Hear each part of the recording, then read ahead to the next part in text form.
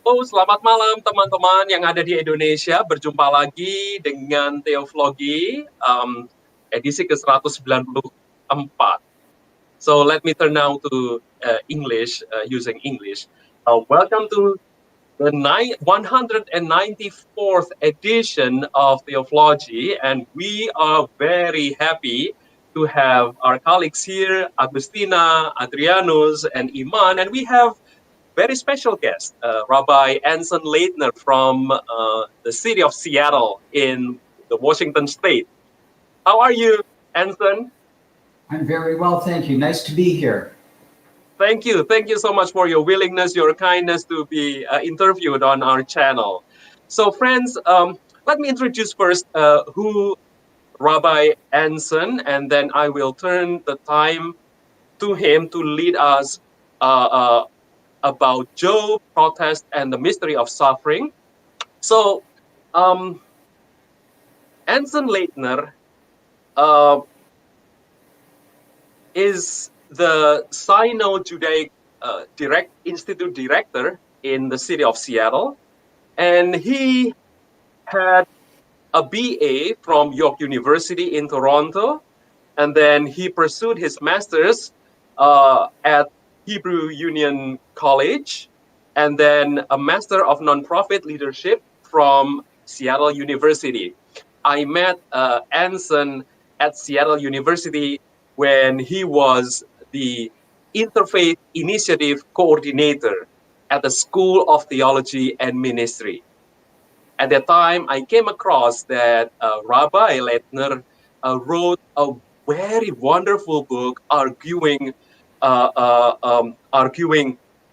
with God, a Jewish tradition.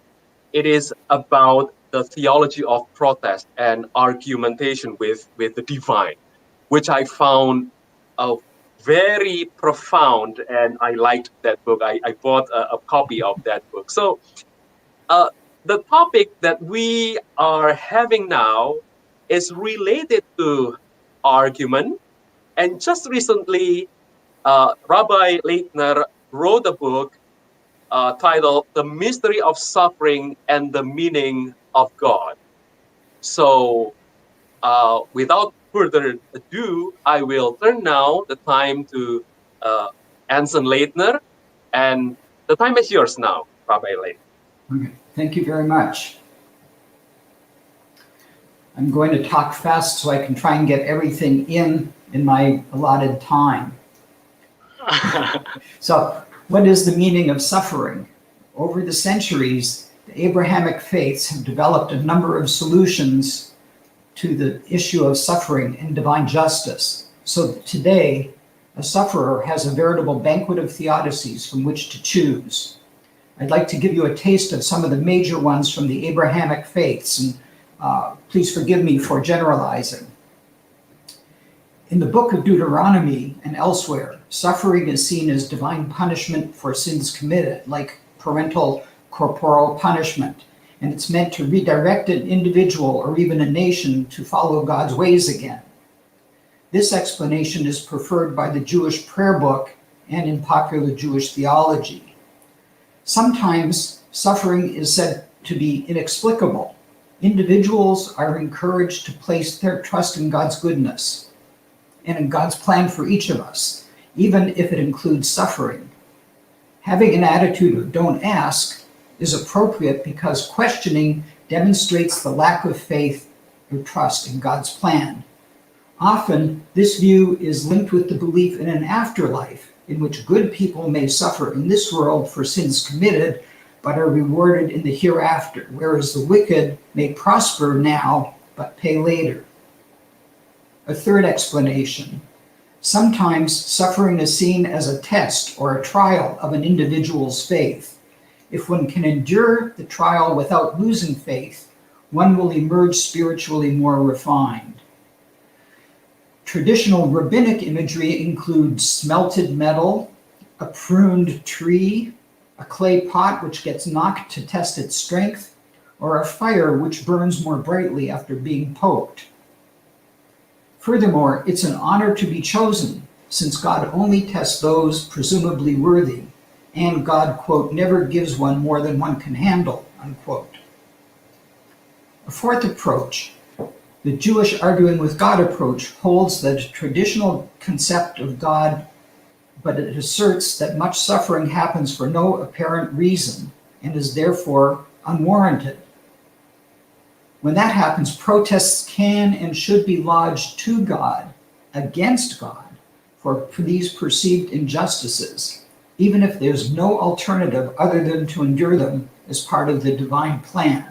And I'll talk more about this later. A fifth approach says, it's a Christian one, says that when we suffer something with Jesus, because in human form, he suffered as we do. Suffering makes human beings the wounded hands and feet of Jesus.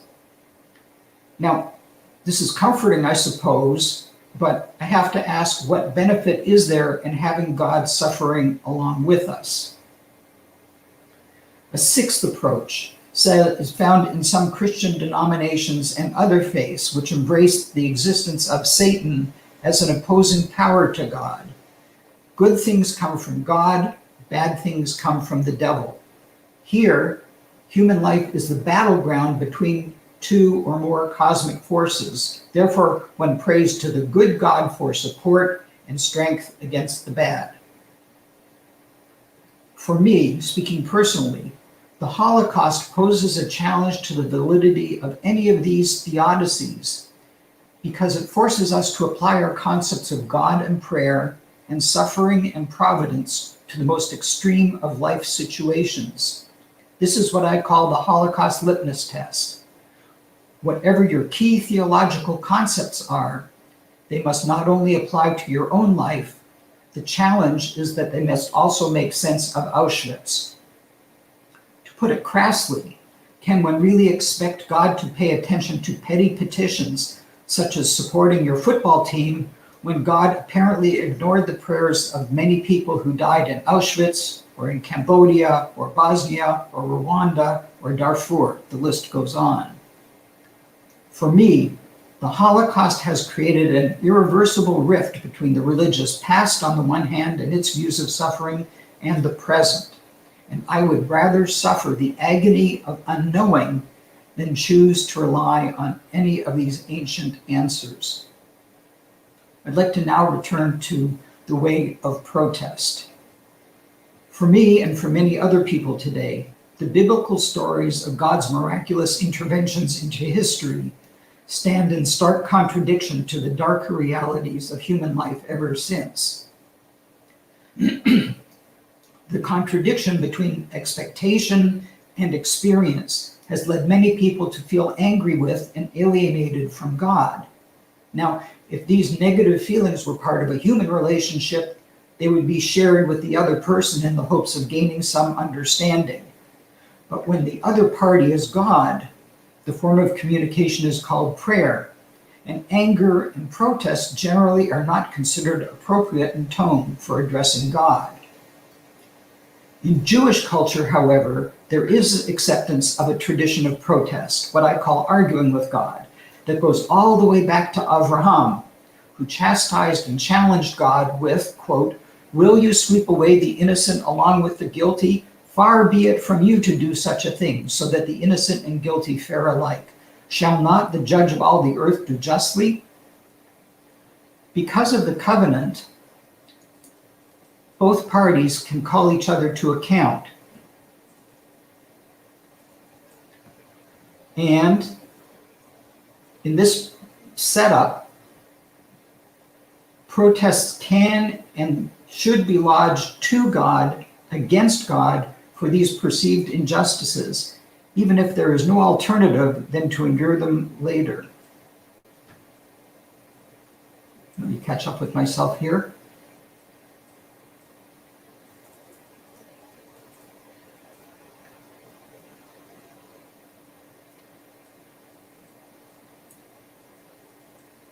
I'm sorry for the delay. But by calling God to account, in this way, the people's expectations were that they would see God's ultimate justice, but their feelings of anger and abandonment were also validated. So I'd like to give you a few examples. In Psalm 44, God's great acts in the past were celebrated. Quote, "We have heard with our ears, O God. Our ancestors have told us what deeds you performed in their time in the days of old." But just a few stanzas later come harsh accusations. Quote, Yet you have rejected and disgraced us. You let them devour us like sheep. You disperse us among the nations. All this has come upon us, yet we have not forgotten you or been false to your covenant. Rouse yourself. Why do you sleep, O Lord?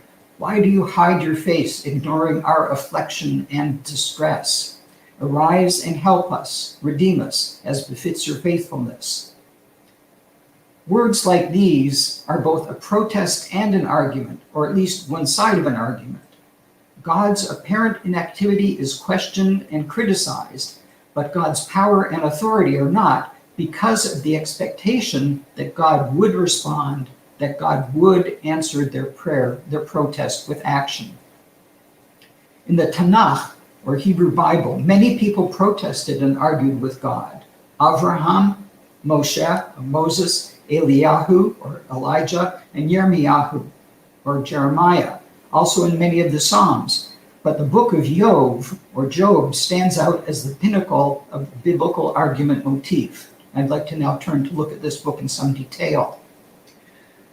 The structure of the book of Job makes it impossible to make a definitive theological statement about it because of the preliminary conversation between God and Hasatan, the adversary or prosecutor, which casts doubt upon the conclusions reached in the main part of the book, chapters 4 through 27, which is a discussion between Job and his so-called friends. However, it is precisely in this part of the book that the argument motif reaches its peak. Let me elaborate. Job initially reacts to his unwarranted suffering by affirming his faith in God. Quote, "The Lord gave, the Lord has taken away, blessed be the name of the Lord." And at the start, his friends offer good emotional support by not saying a word.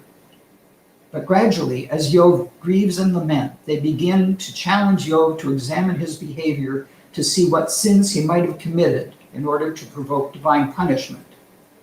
The conversation escalates as Job increasingly sees that his issue is not just with his friend's theology, but with God directly.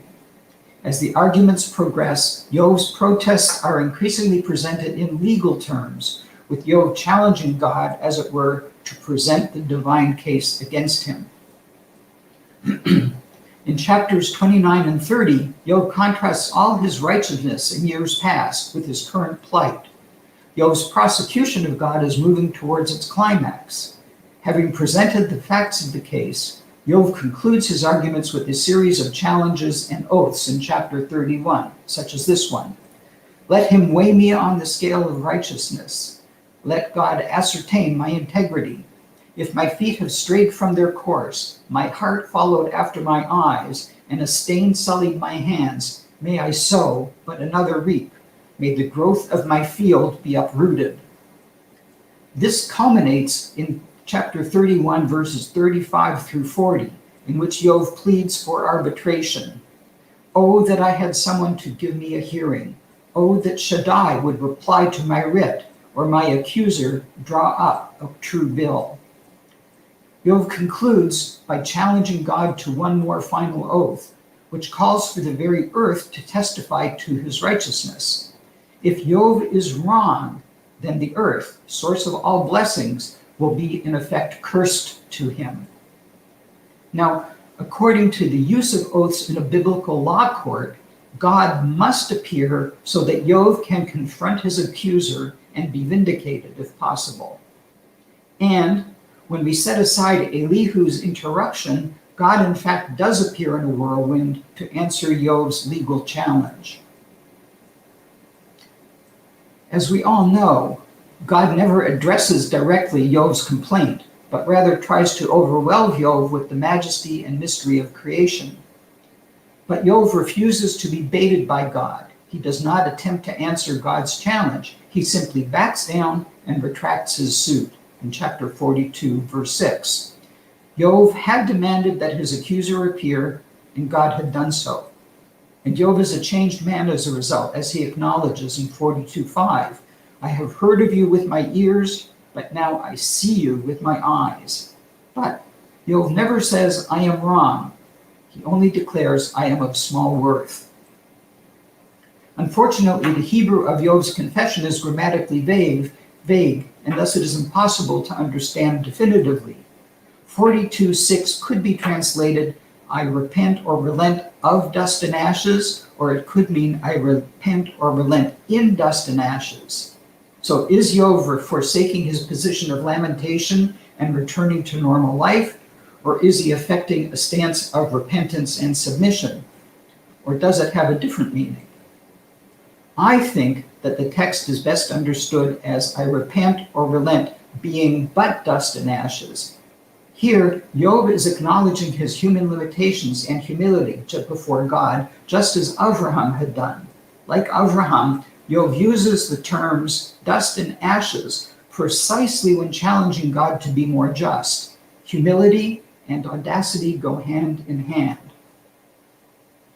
Noting this parallel usage, I would suggest that when Yov recants and relents, he acknowledges and regrets his challenging God as a mere creature of dust and ashes, an earthling lacking true knowledge of how creation operates, and so he backs off from his lawsuit.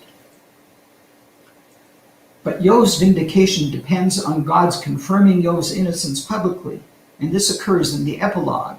God tells Yov's friends via Eliphaz, I am incensed at you, for you have not spoken the truth about me as did my servant Yov. And God orders them to offer sacrifices and ask Yov to intercede on their behalf. The issue is how to talk about God, and clearly God is saying that the friends are wrong in their views.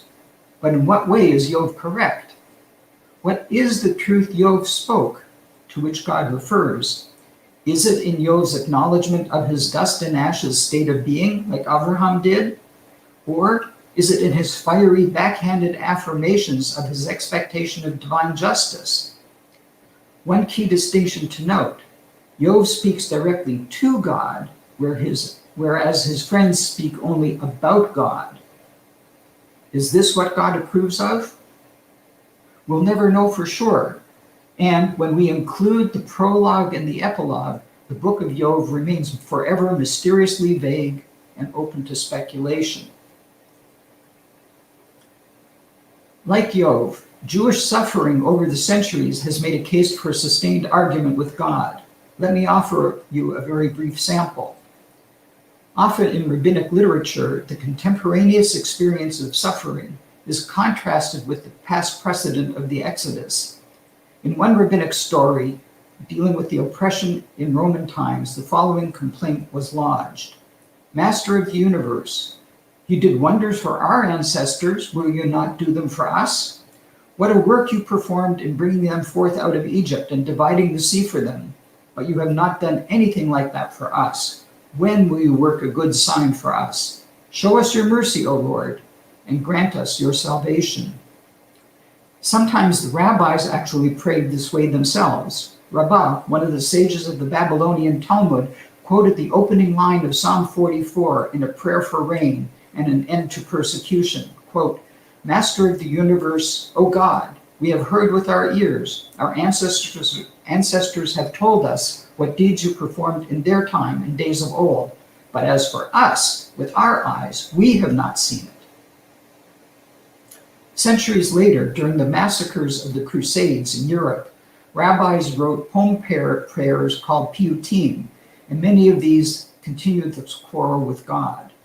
In one of these prayers, the author plays savagely on the words of Exodus 15:11, who is like you among the mighty, Elim in Hebrew. But he adds one letter to the word Elim so that it becomes Elmim, with the result that the verse now reads, who is like you among the dumb? Who is like you among the dumb, my God? You kept silence. You were silent when they destroyed your temple. You remained silent when the wicked trod your children underfoot. We came through fire, water, and flame. They mastered us, stoned us, and hung us on scaffolds. They rode on our heads, but we declared our love for you. We descended into Sheol while living, and we were swallowed. You are the zealous one and avenger. Where then is your vengeance? And here's another example written during the Khmelnytsky massacres in 17th century Poland and the Ukraine. When will the day of your final miracles come? Your sons and your daughters are given to the hands of an alien nation, and your eyes see this. Show us your miracles now, as during the Exodus from Egypt. And this brings us to the post-Holocaust era. Consider this poem by Frederick Torberg about a Passover Seder held in 1939. Lord, I am not one of the just. Don't ask me, Lord, for I could not answer. I do not know, you see, why for your servants here this night is so different from all the others. Why? The youngest child was happy once to learn the answer at the table feast, because we were slaves in the land of Egypt, in bondage to wicked Pharaoh thousands of years ago. But the youngest child who heard all this has long since lost his faith. The answer of old no longer holds, for next year never came, O Lord, and the night weighs heavy and dark. You sent us on without a star. We stood on high and we stand at the shore and stare on high. O Lord, the flood has not returned. O Lord, the night is not yet past. Why is this night so different from? The experience of suffering is always traumatic. So should not people be able to express their feelings of anger, betrayal, abandonment, and injustice? Should people pretend that all is right between them and God?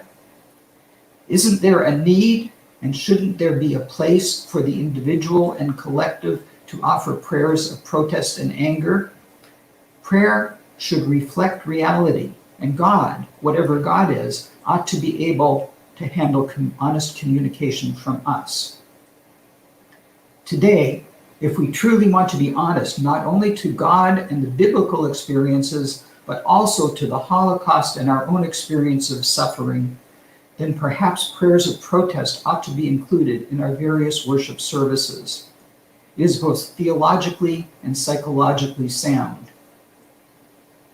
In recent years, the arguing with God approach has also gained some currency in Christian circles, and I'd like to share some of these with you. First of all, Kathleen Billman and Daniel Migliori have written this book, Rachel's Cry, Prayer of Lament and Rebirth of Hope, which explores the pastoral and spiritual dimensions of the lament if it were adopted as part of Christian usage. William Morrow, in Protest Against God, the Eclipse of a Biblical Tradition, believes that our age will see prayers of protest for the first time in Christian prayer too. Another book is Dan Allender and Tremper Longman III's Cry of the Soul. And another book that I don't have with me is Peter Amaran's book, Amidst Mass Atrocity and the Rubble of Theology, Searching for a Viable Theodicy. Let me conclude with this thought. Protest has its place and function with the traditional God concept, but the Holocaust was so traumatic that for many Jews, it shattered the blame mentality for all time. In my previous work, I saw AIDS do the same on the individual level, and now I'm seeing COVID-19 do the same again. For many people, the Holocaust, other genocides, and plagues like AIDS and COVID-19 have marked the end of their belief in the traditional conception of God and in their expectations of this God. But if we consider letting go of this particular God concept, then we may be better able to honor our own experiences. For all people stuck between the accounts of our hugely miraculous past and our largely miraculous present, new ways of conceiving God may indeed be needed. Thank you, and I look forward to having a discussion with you now. Thank you so much, Anson. This is very insightful and inspiring lecture to give us an overview of your book and also your work at large. And so thank you very much. Friends, if you just join our conversation, let me show you that our conversation is part of what Rabbi Laytner just published in his book titled, hold on a second, The Mystery of Suffering and the Question of God.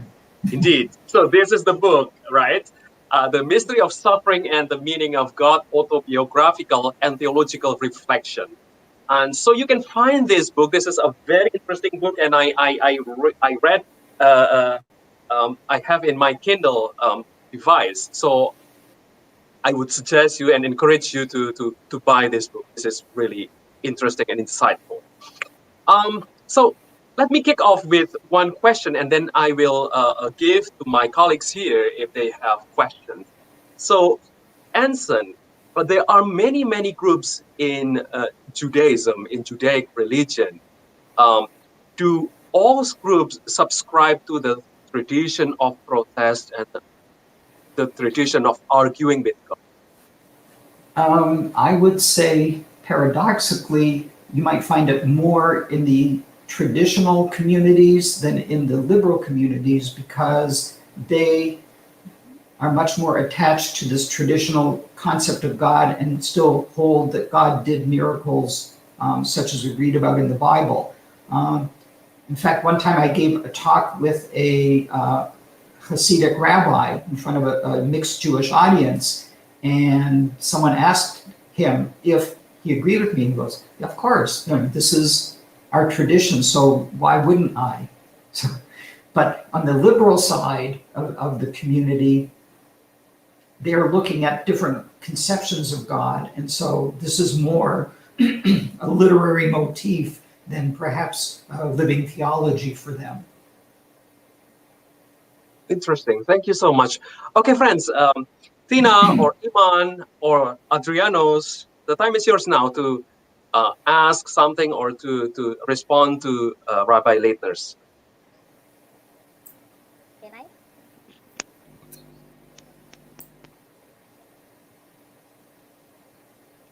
Me? Thank you, Professor, for your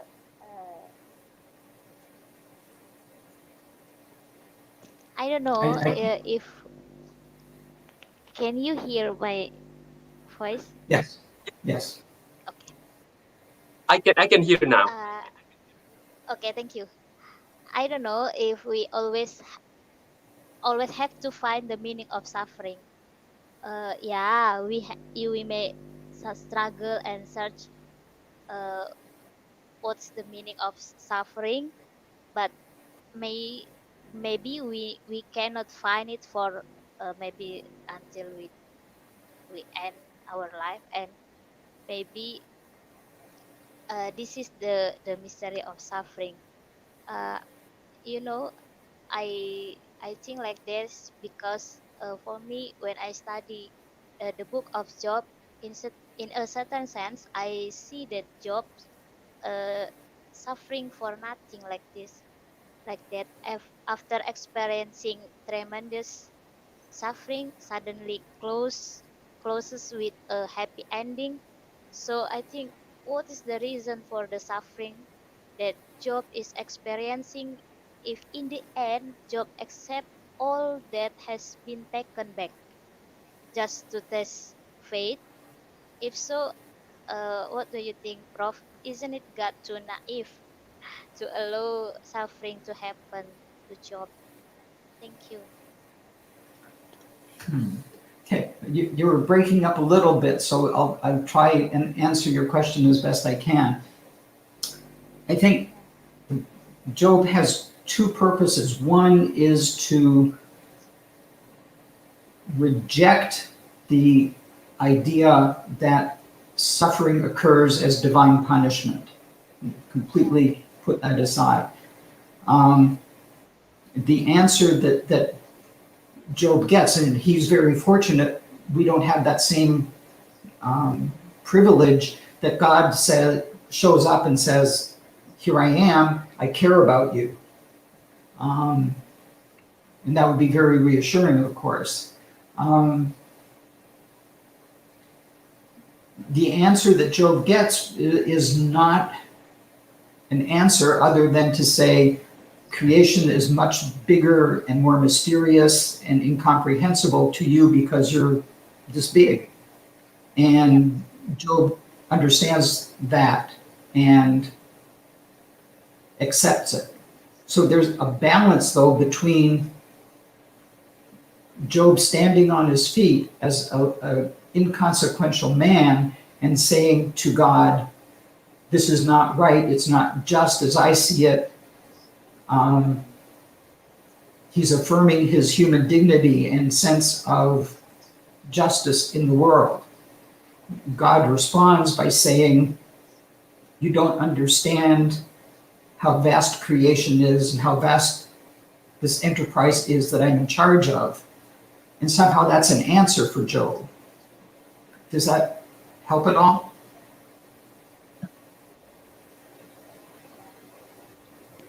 Tina, did that answer your question?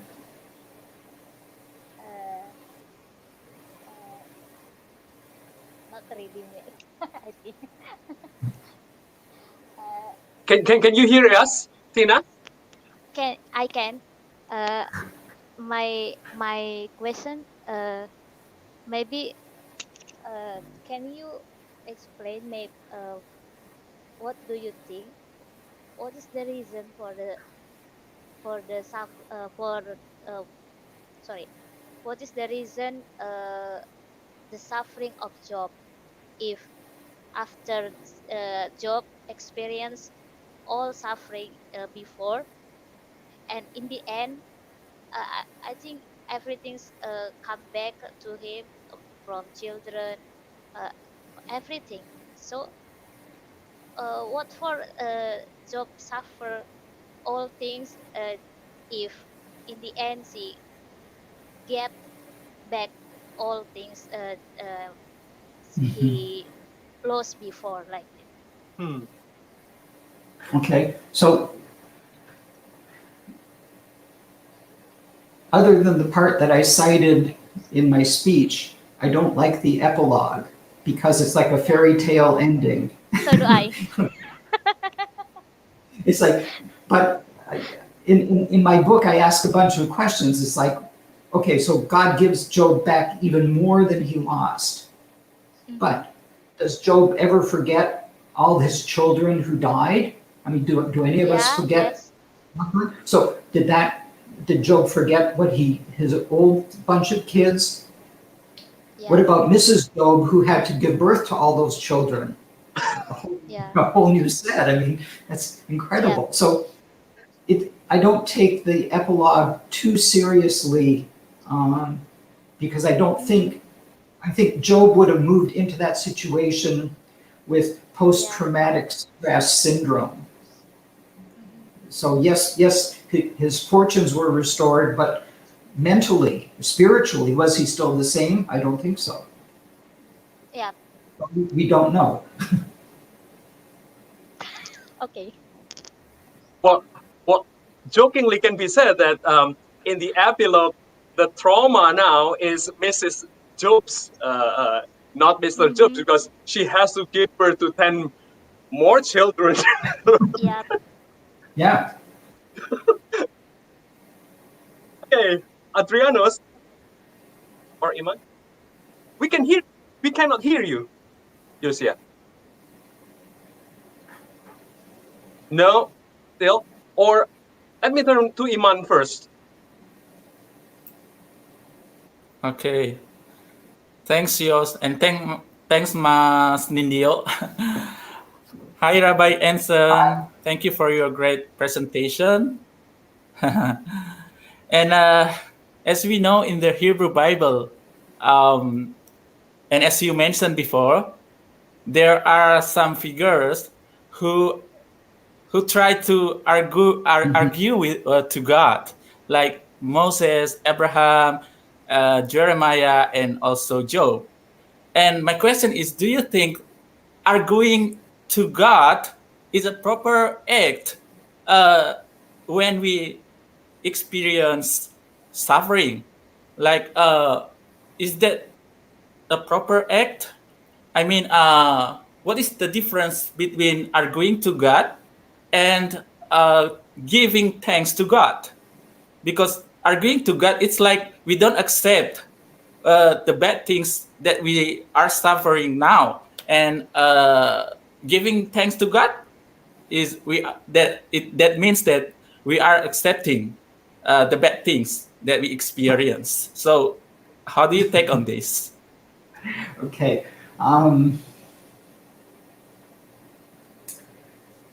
In the main dominant Jewish tradition, we are supposed to give thanks to God for both the good things in life that happen to us as well as the bad things in life that happen to us, because we're told all things come from God. So probably the same in your tradition as well. Arguing with God says the same thing. All things come from God, both the good things and the bad things, because God is ultimately in charge of everything. However, as little human beings, we don't like it if bad things happen to us. And so we complain. And with the hope that God will note and say, okay, this is too much for these people. Maybe I'll try and do something. I'll tone it down if they're being persecuted. Or he's had enough suffering in his family. I'll move suffering over to someone else's family. I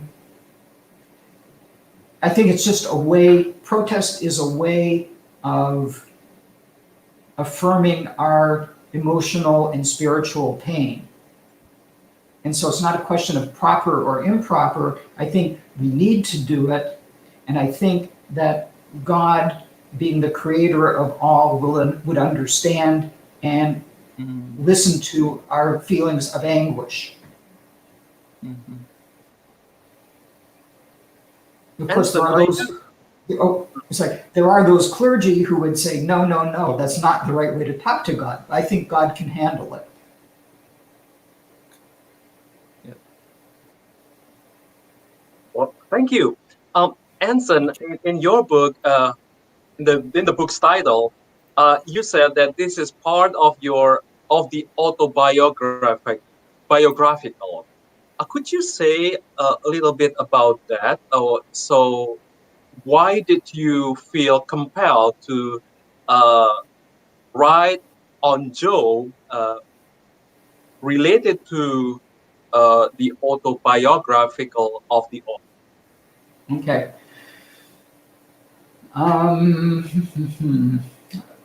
Number of years ago, I think it's now like 12 to 10 years ago, my family had a whole series of bad things happen to it. My wife was diagnosed with ovarian cancer at almost the same time that her sister, my sister-in-law, was diagnosed with a brain cancer. While they were in the hospital, my father dropped dead of a heart attack. My eldest daughter got leukemia. And so within a year period, we were just like hit cancer, death. And it was frankly overwhelming. And so that made me identify with what Job went through at the beginning of his book. And first I identified with the arguing because of my own academic studies, but then I said, okay, maybe God isn't in charge of things the way we think, and maybe I need to start thinking of God in a different way. And I thought very, anthropologically, that in the biblical world, they thought the world was flat, and there was like a big solid dome of the firmament above the heavens. Today we know that the earth isn't flat and there is no big dome. So why would we think that God is the same for us as it was for our ancestors? We should allow God to grow and change as human understanding of things grow and change. It's not to say one is incorrect and one is more correct, it's just different. Mhm. So I want a wider a wider diversity of understandings of God. And that ultimately made me more peaceful, more able to connect with God. Once I said, I'm putting these traditional ideas to one side. Thank you, Adrianus. We still cannot hear you. Well, this is the interruption from the divine, I think, or from Hasatana. Well, we don't know. Yeah, it's very, very low. Your volume is very low, Yosia. Uh, Not clear. Very low. Maybe you should hold up a sign with your question. Oh, we have someone here online. Yes, we do. And this is Wiwi. She has a question for you, Anson. Do you think Job belongs to Jewish wisdom literature? If it does, would you like to explain the relationship between wisdom and suffering in Jewish tradition? Yes, I think that it belongs to the books that we call Jewish wisdom literature because it is not prophetic in the sense that the individual prophets were. It's a later book, like Psalms and Proverbs, Ecclesiastes, and so I think it's part of that collection of literature. And in that collection of literature, the authors explore different understandings of suffering, of how to live the best life, many questions. I think the book of Job is very much related to the book of Ecclesiastes in terms of its challenging some of the more dominant conceptions and theological ideas. Thank you. Anson, you mentioned that because of the suffering that you went through in your life, you try to find a different image of God. Do you think that the Hebrew Bible also portrays different portrayals, different pictures of God, different images of God, in that we cannot have one big picture of the divine? Do you think so? Absolutely. I think because the central doctrine, maybe even the only doctrine in Judaism that we all tend to agree on, is the idea that God is one. The Hebrew Bible, on the other hand, has many different ideas of God spread throughout a long period of time. And then we come along and say, okay, God here, God there, God down here, God over there, put them all together and say they're God one. And then on top of that, we then add God concepts from the interaction between Jewish thinkers and Muslim thinkers in the Golden Age, and between Jewish thinkers and Christian thinkers in Europe, and between Jewish thinkers and modern philosophy. And we say, oh, all one.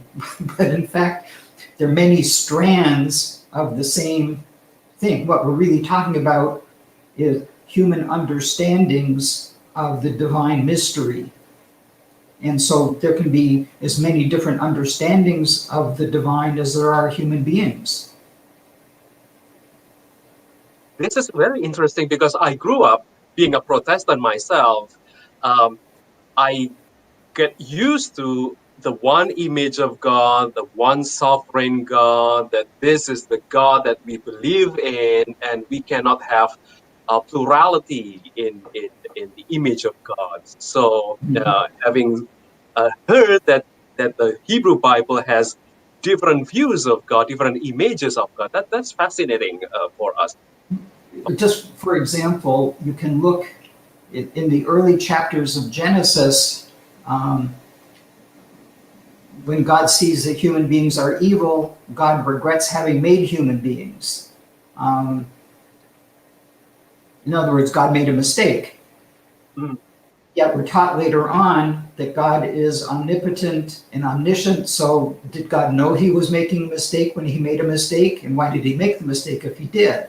Or, I think as the Bible says, he created and it wasn't the way he thought it was going to turn out. And so, kind of like an artist, he wipes everything out and starts again. But that kind of God idea is a much more anthropomorphic type God than the God that we talk about when we think about God today as being this very exalted, all-knowing, all-powerful God. So there are many different ideas of God, and I think we need to return to that. Yeah, I agree. Fascinating. Adrianus. Can you hear me now? Yes. Yes.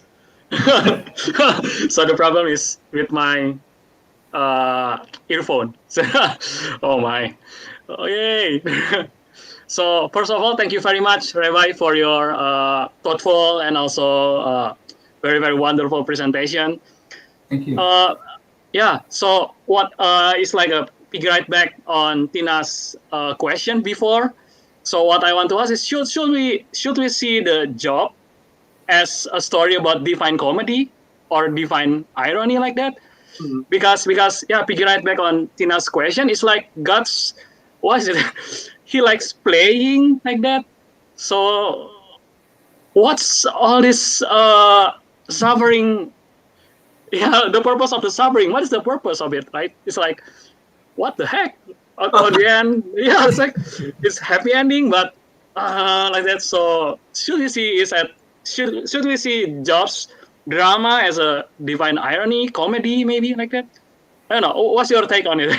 Yeah, like I said, the prologue and to a lesser degree the epilogue make the book very challenging to understand because with the prologue, God and Hasatan are almost behaving like what we have read about the Greek god and goddesses, that they're up there like, let's do this and let's do this and see how people respond.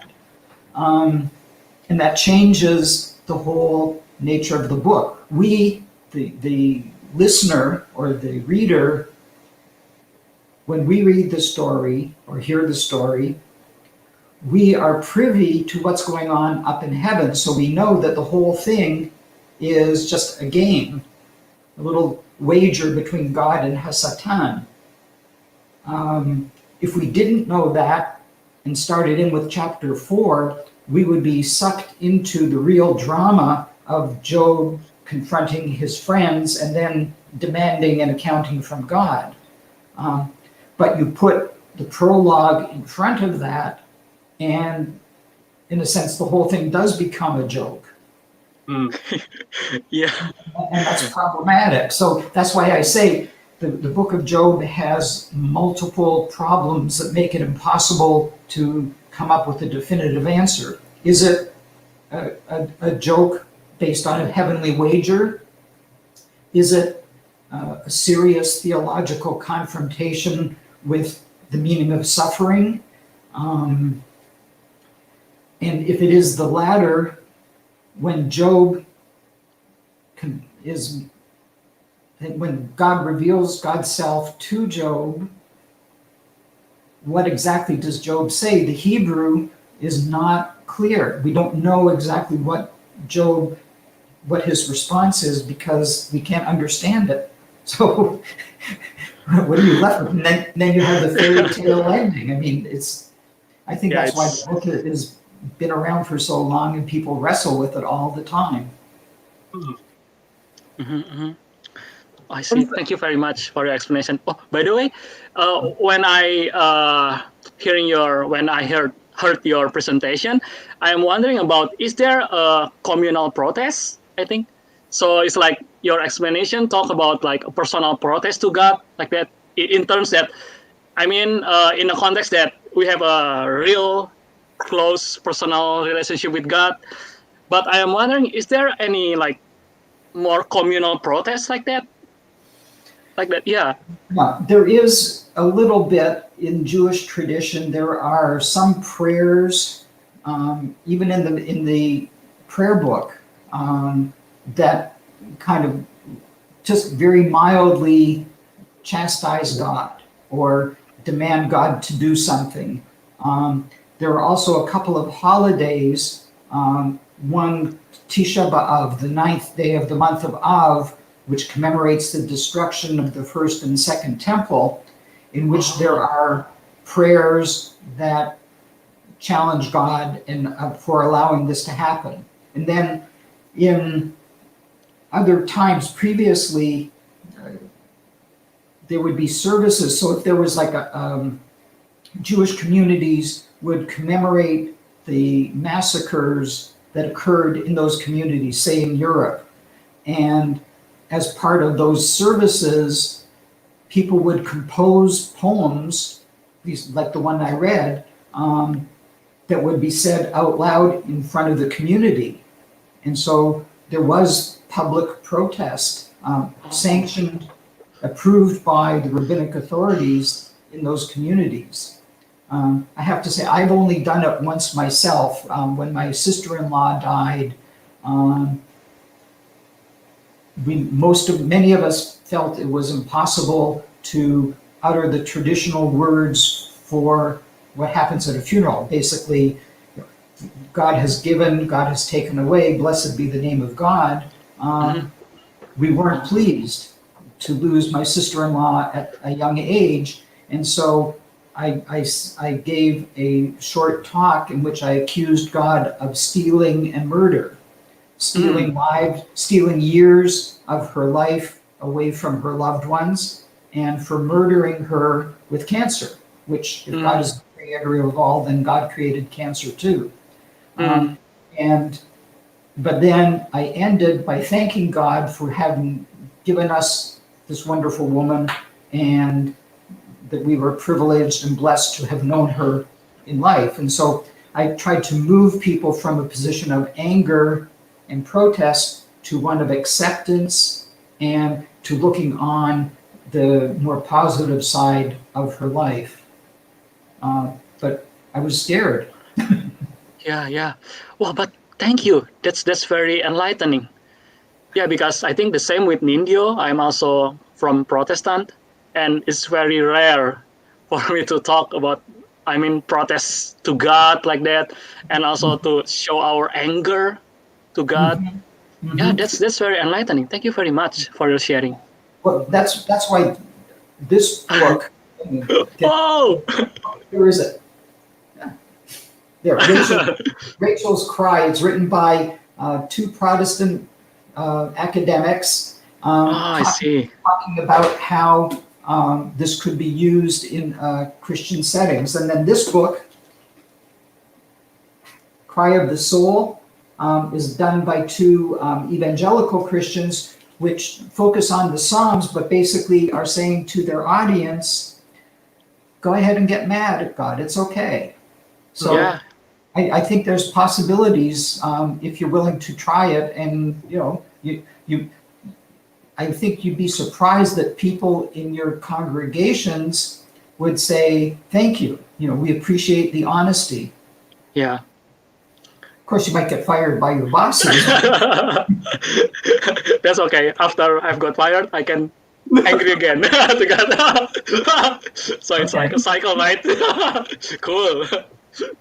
Anson, this is a question related to the question of original sin. How do you take as a Jewish leader with original sin? Is it suffering a product of, original sin, is it a product of Judaism, in Judaic interpretation, or Christianity?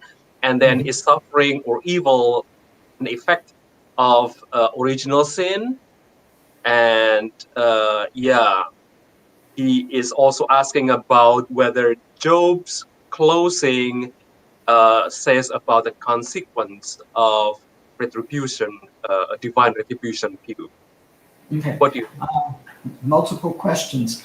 Yes.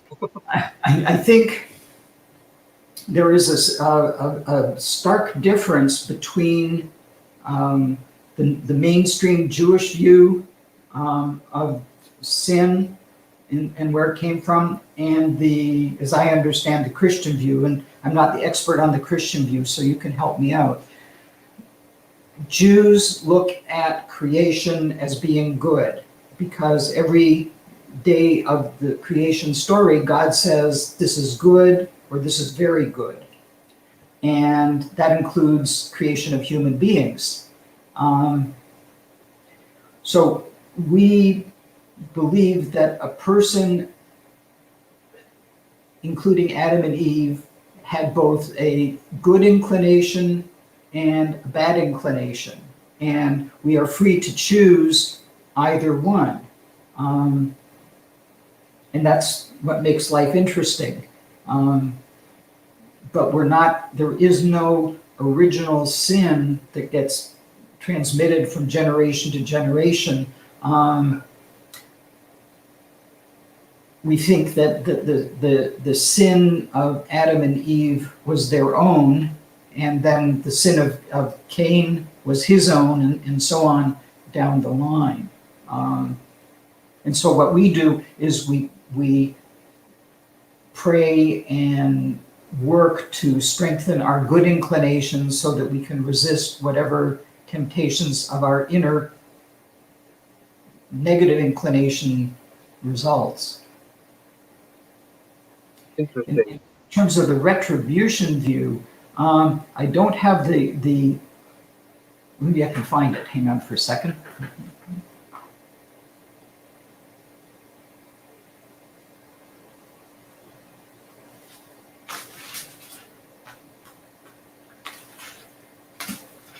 One of the things that I found as I was doing this was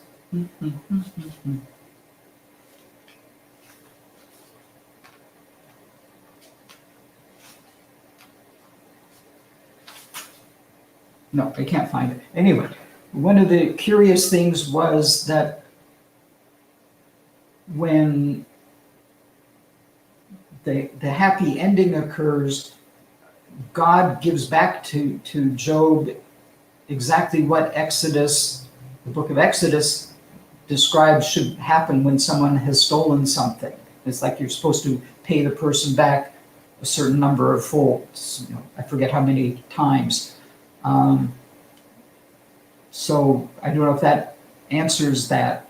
But yes, I think his multiple blessings are a way of God saying, I was wrong, and I'm going to pay the consequence by giving you back more than what you had originally.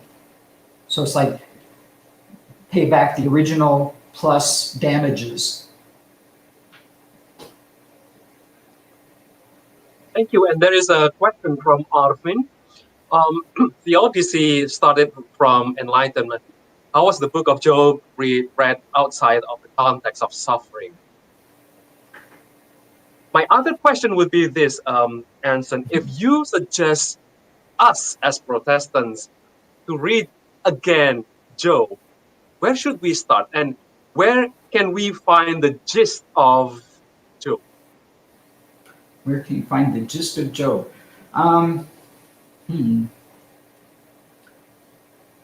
So I wanted to respond, first of all, to Arvin. Although theodicy as a philosophical idea started in the Enlightenment, I think people have wrestled with the subject of unwarranted or perceived unwarranted suffering probably for as long as there have been people and bad things happen that they didn't understand. There's certainly enough examples throughout the Bible of people protesting, challenging God, complaining about the suffering that they saw as being unwarranted. And that's basically what theodicy tries to explain. By the time of the Enlightenment, the idea of God had become this very aloof, kind of like despotic image, all-knowing and omniscient and benevolent and all that stuff. But you end up with this conflict between, if God is all these omnis, then how come bad things happen to basically good people? And so then you have all these rationalizations for how you can reconcile this one kind of God concept with the suffering that people endure. But I think the book of Job was wrestling with exactly the same issue. Mm-hmm. In terms of Protestants reading the book of Job, I would skip the prologue and just focus on the arguments that go back and forth between Job and his friends, and in particular, focus on what Elihu says and what God say, because they're basically making the same point that human beings don't understand anything. But then also look at what Job says, even though we can't get 100% understanding of it, because I think there's an important message there. Thank you. There is a question, multiple postings from Liverpool fan. Thank you. Please correct me if I'm wrong, but it seems that in the history of atheism, protesting God sometimes leads to rejecting God altogether. In the ancient, more enchanted world, it was perhaps almost impossible to be an atheist. But in modern secular age, the option of not believing God is much more accepted and sometimes even encouraged. My question is, how can we protest God without becoming hateful and resentful toward God, becoming an atheist? Okay. Well, first of all, I would compare it to being, say, in a marriage or a relationship. If you're having problems with your spouse, you start off by saying, I really don't like that. And hopefully your spouse will say, I'm sorry, I'll try and behave better. At some point, if you keep saying, I'm really angry when you do this and this and this, and your spouse doesn't respond in a way that you feel heard, then yes, you can get hateful and resentful to that spouse. And you might even divorce.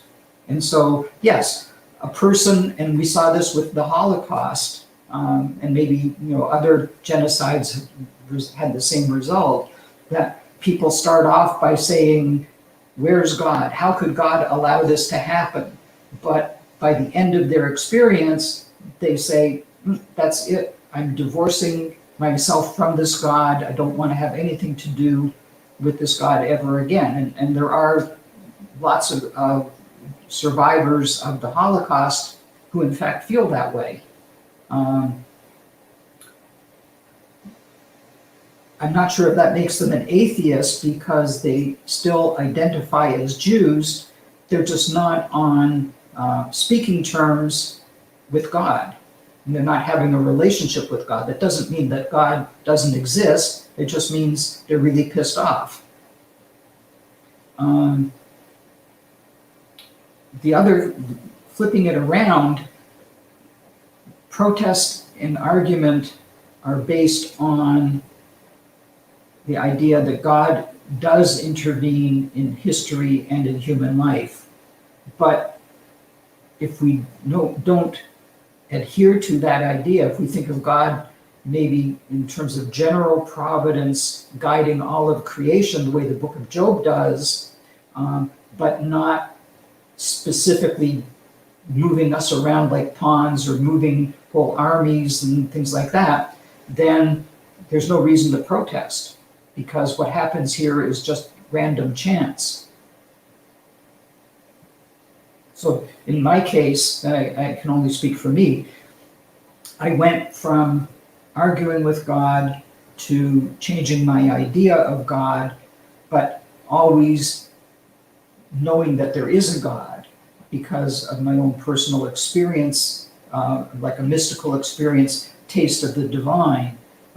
So I never doubted that God exists. I just changed the attributes that I have. Interesting. Iman.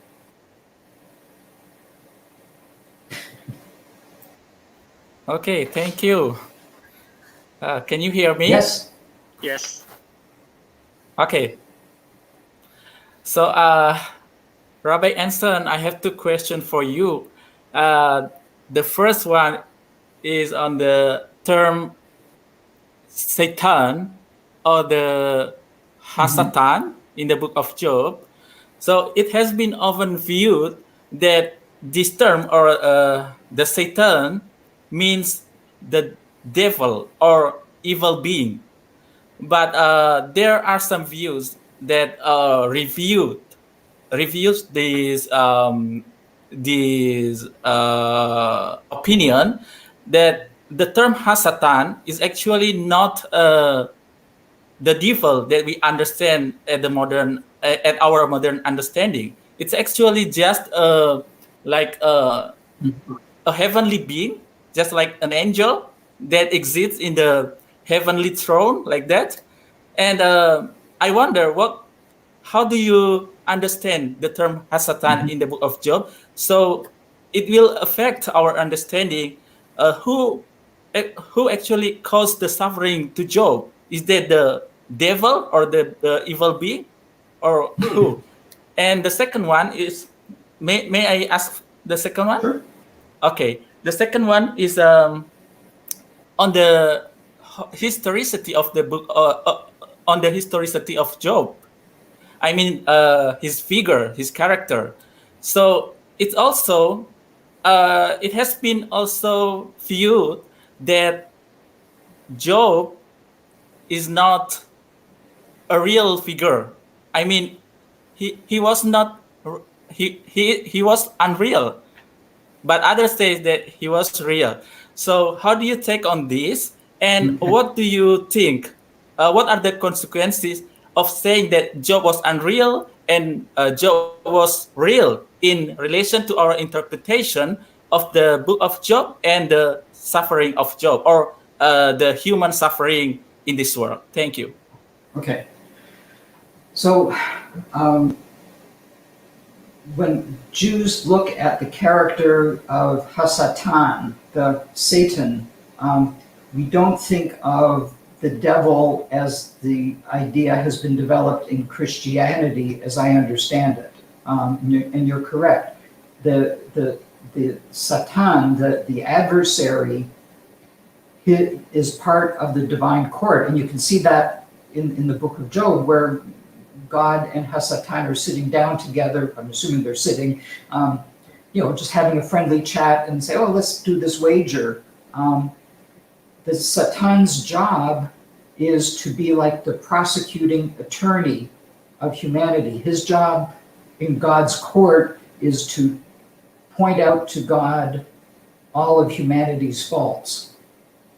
And then there's also other angels that are saying, no, look at humanity's good side. So, and that's the extent of Hasatan's job. There are lots of rabbinic stories about how Hasatan appears to Abraham when Abraham's told to sacrifice Isaac, and he's kind of whispering in Abraham's ear, trying to get Abraham not to do what Abraham wants to do, for example. So very different than this kind of cosmic force of great evil that's an enemy of God. This is a much toned down idea. The classical rabbis debated whether Job was a historical figure or not, whether he was a Jewish figure or not, and they couldn't decide. So we have multiple answers to that question in our tradition about whether he was historical or not. I personally do not view Job as a historical figure, but that doesn't diminish the wisdom and the challenges presented by the book to our understanding of suffering.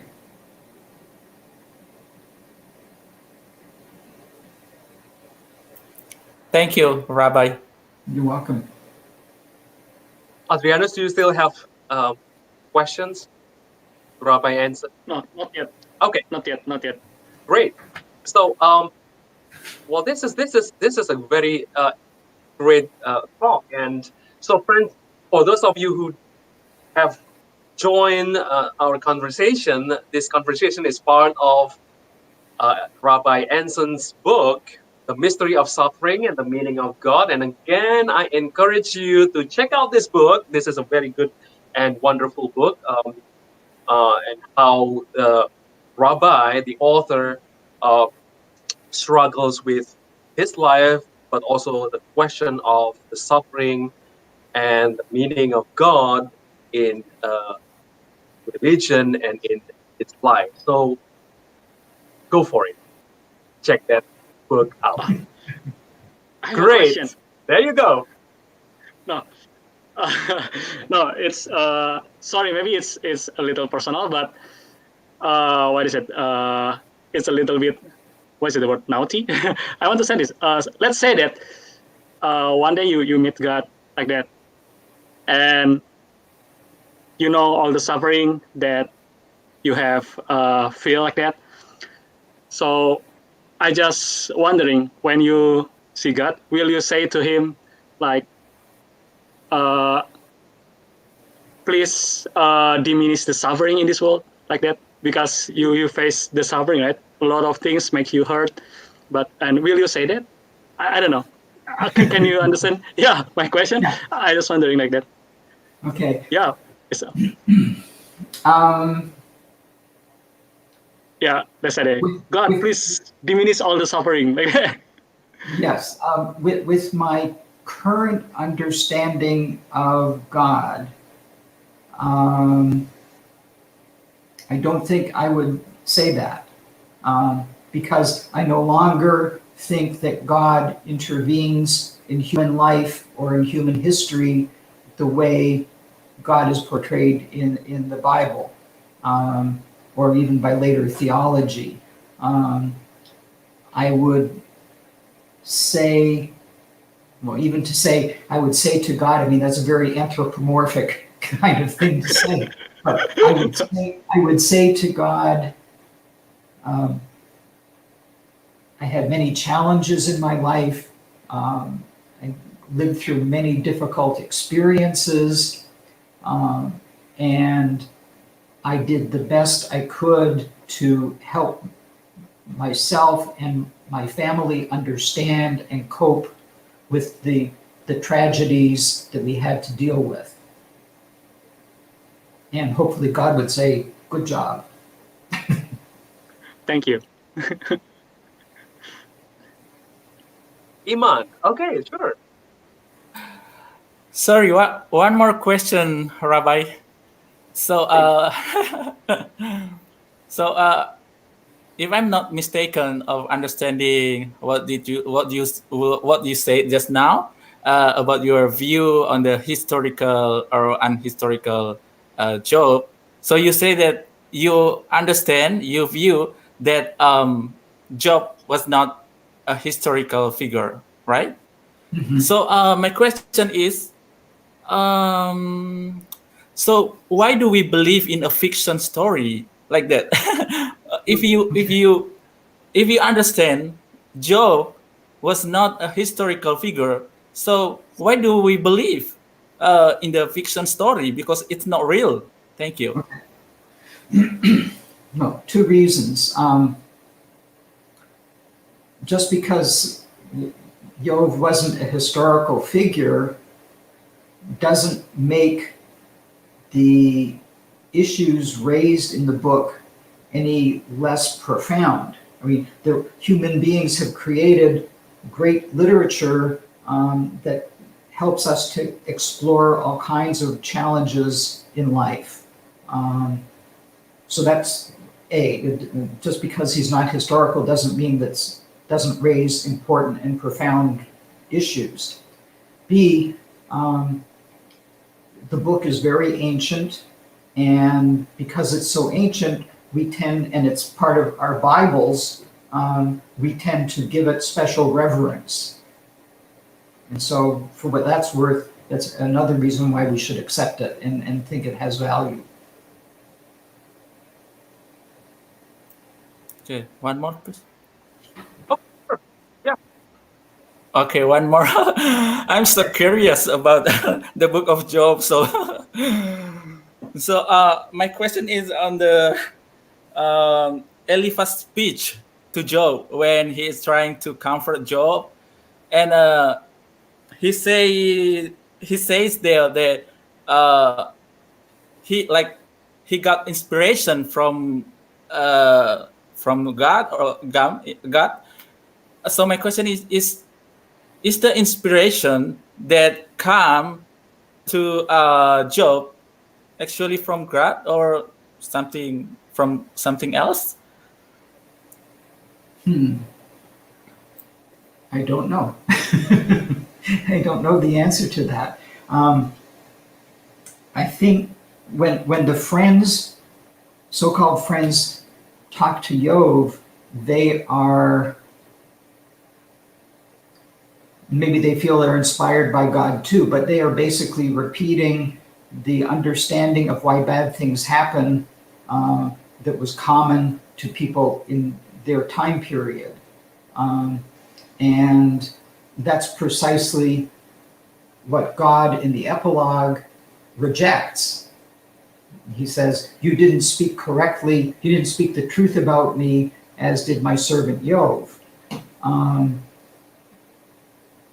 And I point out in my talk that the difference, one of the differences is that Job is talking directly to God, and the friends are talking about God. They're talking what they think God is doing. And so it's in a way, it's the difference between a person who has a direct experience of the divine and a theologian who may often just talk about God, but not necessarily have talked with God or experienced God. So there's a real difference there. Thank you. Because I'm not sure that Eliphaz was divinely inspired to tell Job that he must have sinned. Mm-hmm. Anson, this question might be personal, but I think this is to conclude our section, which is very fascinating for me. I have lots of questions that I want to ask you, but given the time, I don't have much time anymore. But see, Jafar really want to check out your book, and because this is related to what is happening to his life. But Anson, if I could ask you, given what you have done, given your experience, given what you have gone through in your life, if you are suffering, what spiritual practice that you do, and what kind of image of God that you have now? Okay. So I base my understanding, my limited understanding of God, on the Hebrew name of God, which are the letters Yud, He, Vav, He, which is a combination of the verb, the present tense and future tense of the verb to be. So how do you translate that? It's like God's name is, will be. But what it means is that God is present and God will be present in the future, and that's God's name. And so I accept that. I say that means that we cannot pin God down on anything else, that God is a mystery beyond our understanding. The image that I use in my book is that God is like an infinitely faceted gemstone, and each person can understand one or two facets of this gemstone, and each religion maybe understand a whole bunch more facets, but never the whole gemstone, because it's infinite. And I'm content with that. But it also allows me to engage in interfaith work, because I realize that my perception is joined with your perception and your perception and your perception and your perception, and all of our faiths together help us understand how we human beings, who are very limited creatures, understand the divine.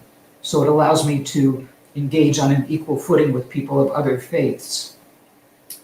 In terms of my spiritual practice, Nindyo, you hit me where it hurts because I don't have a really solid spiritual practice. I guess if I have a spiritual practice, it would be when I write. It's like a creative spiritual act for me. When I am enjoying my life with my wife or my children or my grandchildren, and I'm really aware of the blessings that I have, then that's part of my spiritual practice. And I try each morning when I wake up, I go outside and I breathe the fresh air, and I say, thank you for keeping me alive and sustaining us and being able to appreciate another day. And even when things were challenging for me, like when my wife was dying, I was still able to look and find some blessings and things to be thankful for, even in those times. What is lacking in my life, and I haven't found because there isn't any Jewish community that would fit the bill, is there's no place for me to gather in community and pray that I have found that works, because Jewish congregations, the prayers that we use are all pretty much ancient prayers with that old kind of God concept. So that remains a big hole in my life still. Well, thank you very much indeed, Anson, for your time and for being with us, for showering us with blessings and challenging our notions, our understanding about God, but also about the book of Job. This conversation is very rich, and we are enriched not only intellectually but spiritually. Myself, I am deeply enriched by your talk and our conversation. So thank you, friend, once again. And thank you also, Iman, Adrianus, Agustina, and all friends who are watching our session now. Again, our conversation is part of Anson's new book, The Mystery of Suffering and the Meaning of God. So you better check out this book. Very wonderful. And I can assure you that you can have many source of blessings and source of spirituality for your life. Again, thank you, Anson. I hope this is not the last time for you to be with us, because I know that you are also an expert in Chinese and Judaic relations. Really? This is of interest. Oh, Yes, that's cool. How many years did you live in China, Anson? Just 1 year, back a long time ago in 1973, 74. So Right. still Cultural Revolution, but then I was back there for 2 weeks, maybe 11 years ago. But I wanted to say one thing, that if people have questions or want to continue the conversation with me, Nindyo, if you want to share my email address with them, then I welcome the Wow. community. Thank Sure. you. Thank you Yes. very much for the generosity. Yay. Good news. Sure. I will post it on the YouTube right under the video.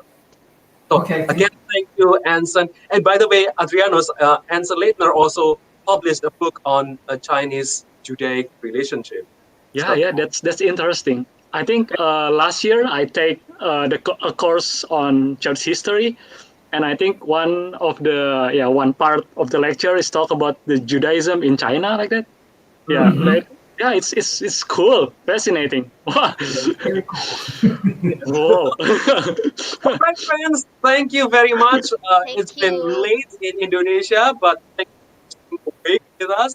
Again, thank you, Anson Laytner from Seattle, and also Iman from Vancouver, Tina from Jakarta. Bye.